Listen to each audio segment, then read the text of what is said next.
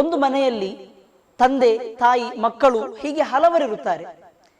ಹೀಗೆ ಇವರ ಪೈಕಿ, ಈ ಎಲ್ಲರ ಪೈಕಿ ಒಬ್ಬರು ಉಲುಹಿಯತ್ ನೀಡಿದರೆ ಸಾಕೆ, ಅಥವಾ ಪ್ರತಿ ಒಬ್ಬೊಬ್ಬರಿಗೂ ಒಂದೊಂದು ಮೃಗವನ್ನು ಉಲುಹಿಯತ್ ನೀಡಬೇಕೆ?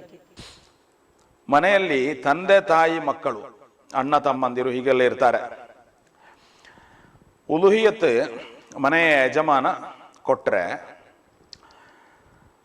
ಸುನ್ನತ್ ಕಿಫಾಯ ಅಂದರೆ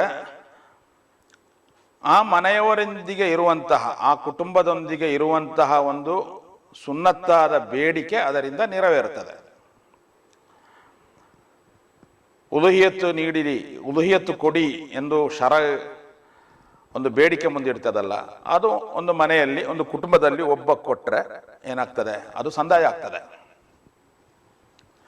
ಆದರೆ ಆ ಮನೆಯಲ್ಲಿರುವಂತಹ ಪ್ರತಿಯೊಬ್ಬನಿಗೂ ಪ್ರತ್ಯೇಕವಾದ ಪುಣ್ಯ ಸಿಗಬೇಕು ಅಂತ ಹೇಳಿದ್ರೆ ಅದು ಬೇರೆ ಬೇರೆನೆ, ಪ್ರತಿಯೊಬ್ಬನು ಬೇರೆ ಬೇರೆನೆ ಕೊಡಬೇಕು. ತಂದೆಯದ್ದು ಕೊಡಬೇಕು, ತಾಯಿಯದ್ದು ಬೇರೆ ಕೊಡಬೇಕು, ಪತಿಯದ್ದು ಪತ್ನಿಯದ್ದು ಬೇರೆ, ಸಹೋದರ ಸಹೋದರಿಯರು ಎಲ್ಲವರು ಬೇರೆ ಬೇರೆ ಬೇರೆ ಕೊಟ್ಟರೆ ಮಾತ್ರ ಏನಾಗ್ತದೆ, ಅವರಿಗೆ ಪ್ರತ್ಯೇಕವಾದ ಪುಣ್ಯ ಸಿಗ್ತದೆ.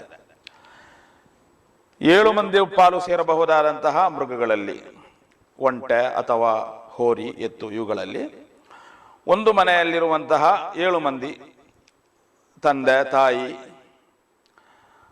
ಪ್ರಾಯ ತುಂಬಿದಂತಹ ಮಕ್ಕಳು, ಅವರು ತಮ್ಮ ಸ್ವಂತ ಹಣ ಹಾಕಿ 7 ಮಂದಿ ಕೂಡ ಒಟ್ಟಿಗೆ ಸೇರಿ ಖರೀದಿಸಿದ್ರೆ 7 ಮಂದಿಗೆ ಕೂಡ ಉಲುಹಿಯತನ ಪುಣ್ಯ ಸಿಗ್ತದೆ. ಮನೆಯ ಯಜಮಾನ ಒಬ್ಬನೇ ಕೊಟ್ಟರೆ ಅವರಿಗೆ ಪ್ರತ್ಯೇಕ, ಆ ಯಜಮಾನನಿಗೆ ಮಾತ್ರ ಅದರ ಪ್ರತ್ಯೇಕ ಪುಣ್ಯ ಸಿಗ್ತದೆ, ಬಾಕಿ ಇರುವವರಿಗೆ ಅದರ ಪ್ರತ್ಯೇಕ ಪುಣ್ಯನೂ ಸಿಗುವುದಿಲ್ಲ. ಸುನ್ನತ್ ಕಿಫಾಯ ಅಂತ ಹೇಳಿ ಅವರೊಂದಿಗಿರುವಂತಹ ಬೇಡಿಕೆ ಸಂದಾಯ ಆಗ್ತದೆ ಅಷ್ಟೇ.